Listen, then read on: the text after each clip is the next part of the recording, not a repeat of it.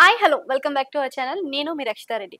ఇప్పుడు ప్రతి ఒక్కరికి ఒక క్యూరియాసిటీ, సీరియల్స్కి ఎంత ఫేమస్ ఉందో, ఎంత టీఆర్పీ ఉందో అందరికీ తెలిసిన ముచ్చటే. ఇక దాంట్లో మన బిగ్ బాస్ అగ్ని పరీక్ష అని మస్తు మంది మస్తు కుషులున్నారనమాట. ఆ అగ్ని పరీక్ష ఎట్లా జరుగుతుంది, సామాన్యులకి ఎట్లాంటి పరీక్షలు పెడతారు, ఎట్లాంటి వాళ్ళని తీసుకుంటారు అని చెప్పి ప్రతి ఒక్కరికి క్యూరియాసిటీ మీద పెరిగిపోయిందనమాట. అయితే దీంట్లోకి వెళ్ళి బయటకు వచ్చిన వాళ్ళకి ఒక్కొక్కరికి ఒక్కొక్క కారణం అయితే చెప్పిండ్రు. కానీ మన నర్సయ్య తాతకి మాత్రం ఒక్క కారణం కూడా చెప్పకుండా అందరికి ఇచ్చిన టైం కన్నా కూడా తక్కువ టైం ఇచ్చిండ్రు. దాని వెనకాల కథ ఏంటి, అసలు ఈయన కథ ఏంటి తెలుసుకుందాం. సో నమస్తే నర్సయ్య తాత. శనార్థి ఎట్లున్నావు? మంచిగానే ఉన్నా. ఇక నాకు ఈ ముచ్చటంతా పక్కన పెడితే ఒక డౌట్ వచ్చింది. నువ్వు చాలా మందిని ఇంటర్వ్యూలు చేసినావు, ఇప్పుడు నేను మస్తు మంది ఇంటర్వ్యూలు చేయనీకి వస్తారు, ఎట్లా అనిపిస్తుంది? బా ఎంత రామసక్కని ప్రశ్న వేసినావు. అబ్బా నిజంగా బిగ్ బాస్ లకు పోయి చేస్తే ఎంత పేరు వస్తుందో ఇప్పుడు అంత పేరు వచ్చింది. ఎందుకంటే నర్సయ్య తాతకు అన్యాయం జరిగింది అని ఎంతో మంది ఇవాళ డిజిటల్ మీడియా వాళ్ళు నాకు అండదండగా ఉంటున్నారు. అన్యాయం జరిగిందని నాకు వెనుదానగా ఉంటున్నారు. మీకు మేమున్నాం అని భరోసా ఇచ్చిపోతున్నారు.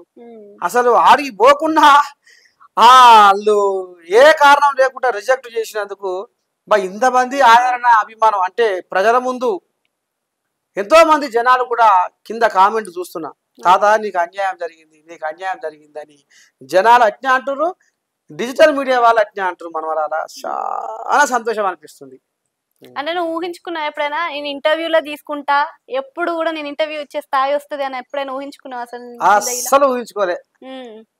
నిజంగా రక్షిత, నేను ఇప్పటికి 50 ఇంటర్వ్యూలు అయినాయి. ఇప్పటికి నీతోటి 50 ఇంటర్వ్యూలు అయినాయి. నేను కళలో కూడా ఊహించలే నేను ఇంటర్వ్యూలు ఇచ్చుకోవాల్సి వస్తుంది, ఈ రకంగా నన్ను ఇంటర్వ్యూలు చేస్తారు, ఈ రకంగా నా చరిత్ర బయటకు వస్తుంది, ఈ రకంగా నా ఆటపాట మాట ఈ రకంగా చెప్పుకోవాల్సి వస్తుంది మీడియా వాళ్లకు అనేది నేను కలగనలే. కానీ మరి కాలం ఎందుకో ఇట్లా తీసుకొచ్చి ఇట్లా ఎన్నో ఒక ఊర్లో పుట్టినావు, ఎన్నో ఒక ఊర్లో పెరిగినావు, తర్వాత ఈ మీడియా ఫీల్డ్కి వచ్చినావు. చదువు సంగతి పక్కన ఎరికైతే ఈ మీడియాకి వచ్చినప్పుడు చాలా మంది చాలా మాటలు చెప్తారు. ఏమని, ఎందుకు పోయినావు, మనకి ఎందుకు వచ్చిన సంత ఇది అని చెప్పుకుంటా.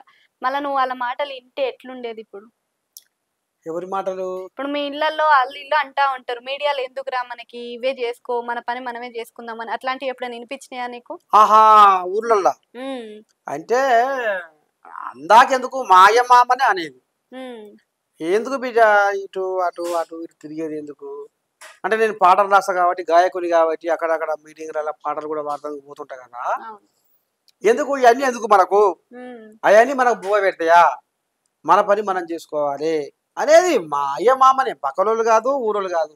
ముందుగా మా అమ్మమ్మ ఆయనే నన్ను ఎక్కడికి పోవాలన్నా కానీ వాళ్ళు బేరగీసాడికి ఆపి పోనీయకపోయేది. ఇంటికాడనే గొర్రెల కాడికి, బర్రెల కాడికి, బావి కాడికి ఇట్లా పోవాలి, చేసుకుంటేనే బతాం. పెద్దల మాట ఏంటంటే చేసుకుంటేనే కదా మనకు పొట్ట నిండేది అనేది. ఓకే, సో ఇప్పుడు చూసుకుంటే మనకి మీడియాకి వచ్చారు, మీడియాకి వచ్చిన తర్వాత పరిస్థితి ఎట్లుంది, బయట పరిస్థితి ఎట్లుంది, ఇప్పుడు ఇంటి పరిస్థితి ఎట్లుంది అంటే నమ్మకం వచ్చిందా మీ మీద? ఇప్పుడు నేను కష్టాలు కన్నీళ్ళు చూసినాను. ఇప్పుడు మీడియాకి వచ్చిందంటే ఎన్నో బాధలు పడ్డోని, అనుభవించినోని, అవమానాలు ఎదుర్కొన్నోని, ఎగతాళి చేసే కన్నీళ్లు తీసినోని, అయినా పట్టు విడవకుండా పట్టుదలతోటి నేనేందో నిరూపించుకోవాలి అని ఒక కసితోటి వచ్చిన మీడియాకు వచ్చిన. మీడియాలో కూడా జర్నలిస్టుగా సమాజానికి సేవ చేస్తున్నా. నా రకరకాల వీడియోలు బయట తిరుగుతున్నాయి, ఎంతో మంది ఫోన్లు చేస్తున్నారు, మంచి ప్రయత్నం చేస్తున్నావు నర్సయ్య తాత అని చాలా మంది అభినందిస్తారు. మళ్ళీ ఈ ఏషంలోనే చేయాలి అని ఎందుకు అనిపించింది? ఎట్లా వచ్చినాయి ఈ ఏషంలోనే? నేను 10వ తరగతిలోనే పెళ్లి చేసుకొని గొర్రెల కాపరిగా మారిపోయినా.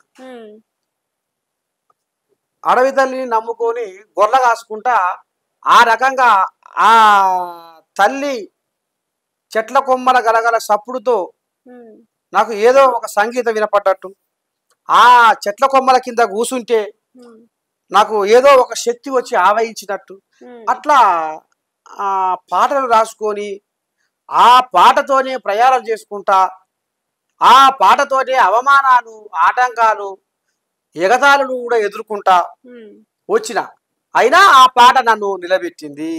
నేను గొర్రెల కాసుకుంటా గొర్రెల కాపరిగా ముందుకు పోతుంటే పాటతోని ప్రయాణం చేస్తుంటే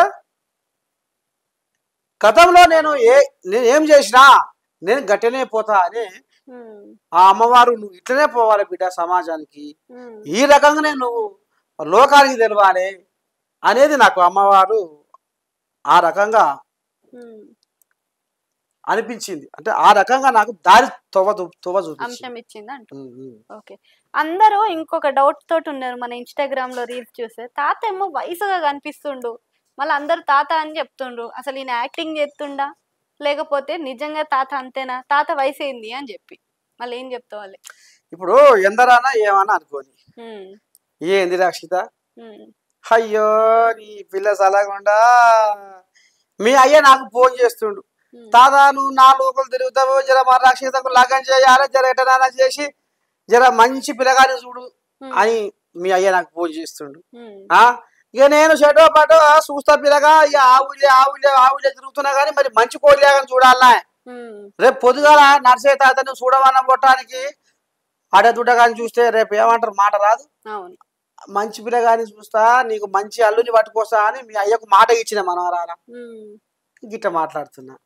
ఇది నీకు ముసలి మాట లెక్క కొడుతుందా వసి మాట లెక్క కొడుతుందా? ముసలి మాటనే, అదే చెప్తున్నా కదా, ఈయన యాక్టింగ్ ఎత్తుండు అని చెప్తుండ్రు. అది నిజంగా యాక్టింగ్ అంటవా, మళ్ళా నిజంగా దాంట్లో సత్యం ఉందంటవా, ఏం చెప్తావు? ఇప్పుడు ఈ గెటప్ లో ఉంటే గట్టినే మాట్లాడతా, ఈ గెటప్ లో లేదనుకో అబ్బా రసరాగ రంజిత ఓ రమణి మృదు మధుర భావ తరంగిణి రారావి నా కవిత నవనీత వృజిత నీ అదరముపై చిరునవ్వులు చిలికి నా కనులలో బలపు కలిమిని నిలిపి నా కవితా హృదయన ఊహల ఊర్వశివై కవన సరసున కరువ కన్యవై కవ్వించి మురిపించే మురిపేము నీవే కవన కథానాల మధుర డోలికల మై మరిపించే శృంగార మంజీర రసలీల హేల వెన్నెల జాబిలిపై వేకువ సంధ్యపై జగత్తునంత ఉషస్సు నింపే తమస్సు నరచగా రావి రసరాగ రంజిత ఓ రమణి మృదు మధుర భావ తరంగిణి చిత్రలేఖకుని కంచెలో కులుకులొలికిన కలికివా శిల్ప భావన ఉలిమన నాట్యాల సిగ్గులొలికిన ముగ్ధ మోహినివా ఏమని పిలవని ఎవరని తరవని ప్రణయ జగతిలో వెలిసిన మన్మథ బాలవా ప్రభాత గీతివా. ఆహా నిన్ను చూస్తుంటే అసలు ఏ కవి వర్ణించగలడు నీ రూపురేఖలు, నీ అందాలను, నీ సోయగాలను. ఇట్లా కూడా మాట్లాడతా. రెండు టాలెంట్లు ఉన్నాయని చెప్తున్నావు నువ్వు అంతే. గెటప్ లో ఉంటే ఆ రకంగా మాట్లాడతా, ఇంకో తిరుగుంటే ఇంకో తిరిగి మాట్లాడతా, ఎట్లయినా మాట్లాడతా అంటావు. నర్సయ్య తాత అనేటోడు అన్నిట్లలో ఉన్నాడు. ఓకే, అయితే ఇప్పుడు నర్సయ్య తాతని బయటికి పోతే గెటప్ లో ఉంటేనే గుర్తుపడతారా, గెటప్ లేకపోయినా కూడా గుర్తుపడతారా? నేను గెటప్ లో లేకపోతే ఎవరు గుర్తుపట్టరు, నా పక్కలోడు కూడా గుర్తుపట్టరు. మొన్న ఈ బంజారా హిల్స్ లో పెద్దమ్మ గుడిని కూలగొట్టారు, అమ్మవారి విగ్రహాన్ని ఎత్తుకపోయారు. ఈ గెటప్ తోటి సారా పోరాటం చేసిన ఆ భక్తులతోని మాట్లాడి చూడు, జరిగిన అన్యాయం మీద ప్రశ్నించుడు, పోలీసులు కూడా అక్కడ పోనీయకపోతే ఏంది మీ భాగవతం ఏంది, దేవుని కాడికి పోవద్దా, అసలు ఏమి నడుస్తుంది, ఎట సంగతి ఏంది, వాళ్ళ బాధలు చెప్పుకొని ఇక్కడ ఉండి వాళ్ళ బాధలు చెప్పుకుంటుంటే మీరు పోరి అని నూకుతుర్రు, మీ సంగతి ఏంది, ఇట్లా వాళ్ళతో పంచాయతీ చేసిన. 4 డ్యూటీ అయిపోయినాక 4-5 గంటలకు ఇక నేను ఈ అవతారం ఉడవికి సూడుబూట వేసుకొని పోతే గుర్తుపడతలేదు, ఎవరో కూడా గుర్తుపడతలేదు. ఓకే, ఇప్పుడు నువ్వు గుర్తుపడతలేదని చెప్పినావు, రేపొద్దున బిగ్ బాస్ కి పోయినప్పుడు వాళ్ళ ఆసన వచ్చింది అది ఇది అని చెప్పిండ్రు కూడా నువ్వే చెప్తున్నావు. మళ్ళా బిగ్ బాస్ లో పోయినప్పుడు కూడా గుర్తుపట్టాలంటే ఇదే అవతారంలో ఉంటావా లాస్ట్ వరకు కూడా? జనం ఎట్లా కోరుకుంటే ఎట్లా ఉంటా. నర్సయ్య తాత పాటగాడు, మాటగాడు, ఆటగాడు, నవరసాలు పండించేటోడు.